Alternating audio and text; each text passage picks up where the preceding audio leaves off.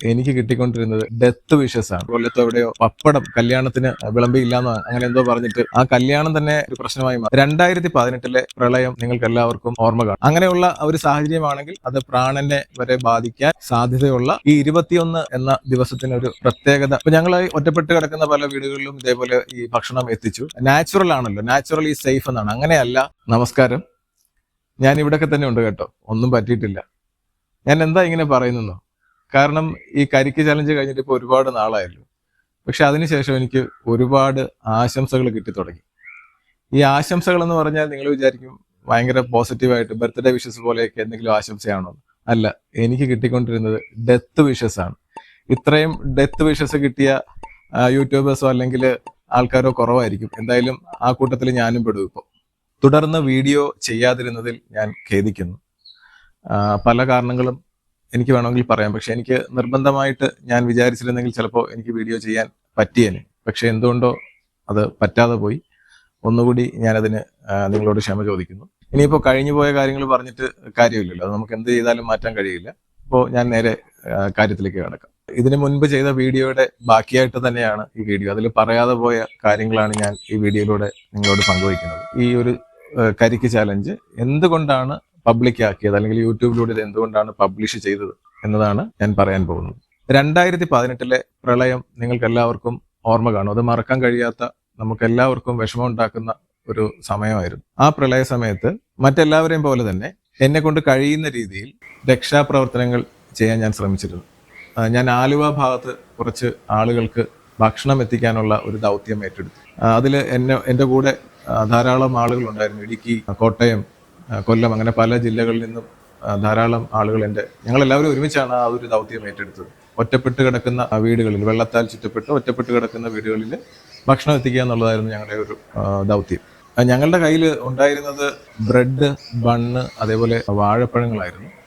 അപ്പോൾ ഇത് നനയാതെ, വെള്ളത്തിൽ വീഴാതെ ഈ ഒറ്റപ്പെട്ട് കിടക്കുന്ന വീടുകളിൽ എത്തിക്കുക എന്നുള്ളതായിരുന്നു ഞങ്ങളുടെ ദൗത്യം. അത് വലിയൊരു ടാസ്ക് ആയിരുന്നു ശരിക്കും പറഞ്ഞാൽ. അപ്പോൾ ഞങ്ങൾ ഒറ്റപ്പെട്ട് കിടക്കുന്ന പല വീടുകളിലും ഇതേപോലെ ഈ ഭക്ഷണം എത്തിച്ചു. അപ്പോൾ ഒരു വീട്ടിൽ ഭക്ഷണം കൊടുത്തതിന് ശേഷം തിരിച്ച് വെള്ളത്തിലൂടെ നീന്തി വരികയായിരുന്നു. അപ്പോൾ ആ ഒരു കാര്യം എൻ്റെ ചെവിയിൽ കേട്ടു. അതായത് ഇവന്മാർക്ക് ഇതേ കൊണ്ടുവരാനുള്ളൂ 2 ദിവസമായി ചോറ് കഴിച്ചിട്ട്. ഇത് കേട്ടപ്പോൾ എനിക്ക് ഭയങ്കര മനസ്സിനൊരു ബുദ്ധിമുട്ടും വിഷമവും ഒക്കെ തോന്നി. ഇപ്പൊ ഇത് നിങ്ങളോട് ഇത് പങ്കുവെക്കുമ്പോൾ എത്രത്തോളം നിങ്ങൾക്കത് ഉൾക്കൊള്ളാൻ കഴിയും എന്നെനിക്കറിയില്ല. എന്തായാലും ആ സമയത്ത് എനിക്ക് ഉൾക്കൊള്ളാൻ പറ്റുന്നതിലും അപ്പുറത്തായിരുന്നു ആ ഒരു വാക്ക്. കാരണം ഇങ്ങനെയുള്ള ഒറ്റപ്പെട്ട് കിടക്കുന്ന കുടുംബങ്ങൾ ആവശ്യപ്പെട്ടിട്ടാണ് നമ്മൾ അവർക്ക് ഭക്ഷണം എത്തിച്ചു കൊടുത്തത്. അപ്പോൾ ഈ ഒരു സാഹചര്യത്തിൽ പോലും അവർക്ക് ചോറും കറിയും ആണ് ഭക്ഷണം, അല്ലെങ്കിൽ അതാണ് നിർബന്ധം, അത് കഴിച്ചാലേ തൃപ്തിയാകൂ എന്നുള്ള ഒരു ചിന്ത. അപ്പൊ എന്റെ മനസ്സിൽ വന്നത്, ഈ ഒരു സാഹചര്യം, ഇത്രയും ബുദ്ധിമുട്ടുള്ള സാഹചര്യത്തിൽ നമ്മുടെ ജീവൻ നിലനിർത്താൻ, വിശപ്പടക്കാൻ എന്തെങ്കിലും പോരെ എന്നാണ് എന്റെ മനസ്സിൽ വന്നത്. ഇത്ര ഭക്ഷണത്തിൽ ഇത്രയും നിർബന്ധം പിടിക്കേണ്ട ആവശ്യമുണ്ടോ എന്നാണ് എന്റെ മനസ്സിലപ്പോൾ തോന്നിയത്. ഈ ഒരു കാര്യമാണ് ഞാൻ കരിക്ക് ചലഞ്ചിലൂടെ നിങ്ങളുമായി പങ്കുവയ്ക്കാൻ ആഗ്രഹിച്ചത്. 21 ദിവസം എന്തായാലും ഞാൻ കരിക്കിന്റെ വെള്ളം മാത്രം കുടിക്കുമെന്ന് ഞാൻ അന്നേ തീരുമാനിച്ചതാണ്. പക്ഷെ നേരത്തെ ഒരു പ്രാവശ്യം ചെയ്തിട്ട് ഇടയ്ക്ക് വെച്ച് എനിക്കത് ഒഴിവാക്കേണ്ടി വന്നു. അപ്പൊ എന്തായാലും ഈ പ്രാവശ്യം ഇത് പൂർത്തിയാക്കണമെന്ന് എനിക്ക് വളരെ നിർബന്ധമുണ്ടായിരുന്നു. അപ്പൊ എന്റെ ഉദ്ദേശം, കാര്യം പലരും ഇത് വണ്ണം കുറയ്ക്കാൻ എന്നുള്ള രീതിയിലാണ് ഇതിനെ കണ്ടത്, അല്ലെങ്കിൽ ഡയബറ്റീസിന് ഒരു ക്യൂറോ ആ രീതിയിലൊക്കെയാണ് ഇതിനെ കണ്ടത്. ഇത് അങ്ങനെയൊന്നുമല്ല ഞാൻ ഉദ്ദേശിച്ചത്. വെറും വെള്ളം, കരിക്കിന്റെ വെള്ളം കുടിച്ച് ഒരാൾക്ക് 21 ദിവസം സർവൈവ് ചെയ്യാൻ പറ്റും. കരിക്കിന്റെ വെള്ളം എന്ന് ഞാൻ ഉദ്ദേശിച്ചത് വളരെ ലൈറ്റ് ആണല്ലോ, അതുപോലും കഴിച്ചുകൊണ്ട് ഒരാൾക്ക് ജീവിതം മുന്നോട്ട് കൊണ്ടുപോകാൻ കഴിയും, ജീവന് ഹാനി വരാതെ കൊണ്ടുപോകാൻ കഴിയും എന്നുള്ള ആ ഒരു മെസ്സേജാണ് ഞാൻ നിങ്ങളിലേക്ക് പങ്കുവയ്ക്കാൻ ആഗ്രഹിച്ചത്.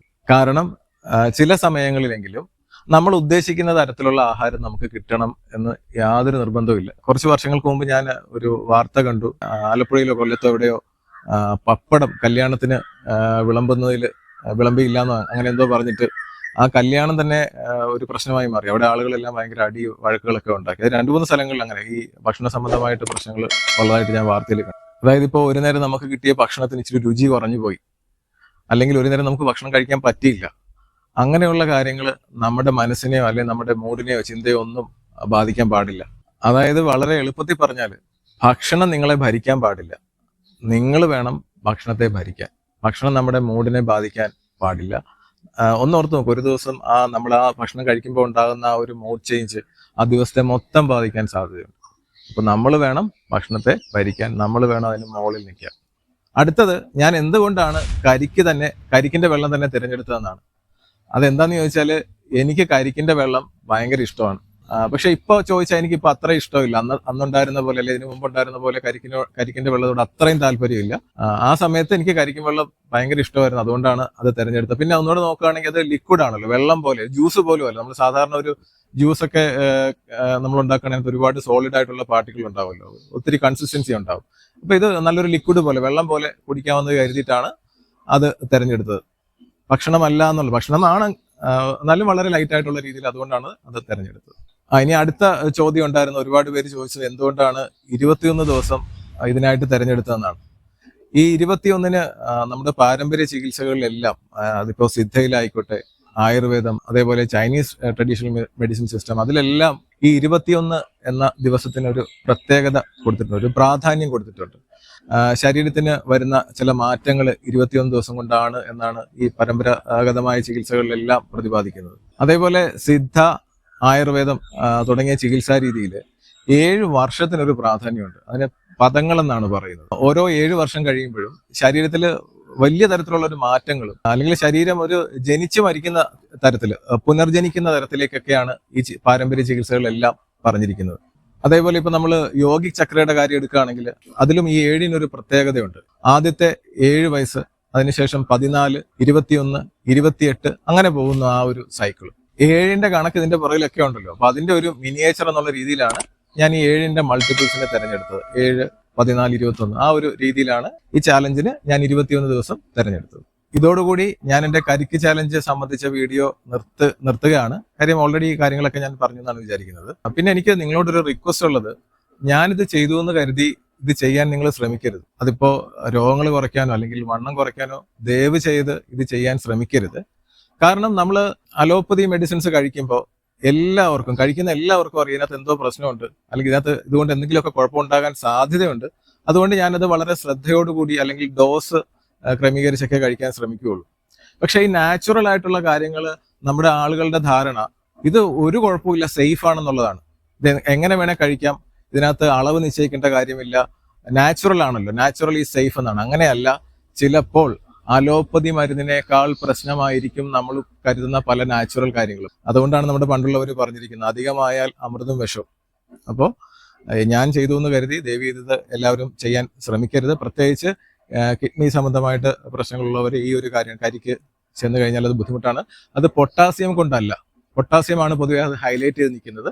പക്ഷെ അതുകൊണ്ടല്ല, അത് ട്രഡീഷണൽ സിസ്റ്റം ഫോളോ ചെയ്യുന്നവർക്ക് അറിയാം. കിഡ്നിക്ക് കുളിർമയേകാൻ നൽകുന്ന ഒരു ഭക്ഷണമാണ് കരിക്കിന്റെ വെള്ളം. കിഡ്നിക്ക് ഒരു തണുപ്പ്. അപ്പോൾ ചില സാഹചര്യങ്ങളിൽ നമ്മുടെ വൃക്കയുടെ ഒരു എനർജി ഉണ്ട്, അത് എനർജി വളരെ കുറവുള്ള ആളുകളുണ്ട്. അവർ അങ്ങനെയുള്ളവർ ഈ കരിക്കിൻ വെള്ളം കുടിച്ചാൽ വീണ്ടും അവരുടെ വൃക്കയുടെ ഊർജം താഴേക്ക് പോകും. അങ്ങനെയുള്ള ഒരു സാഹചര്യമാണെങ്കിൽ അത് പ്രാണനെ വരെ ബാധിക്കാൻ സാധ്യതയുള്ള ഒരു നാച്ചുറൽ ഡ്രിങ്ക് ആണ് കരിക്കിൻ വെള്ളം. അപ്പൊ ഇനി തുടർന്നും വീഡിയോ ചെയ്യാമെന്നാണ് ഞാൻ പ്രതീക്ഷിക്കുന്നത്. അപ്പോൾ ബൈ.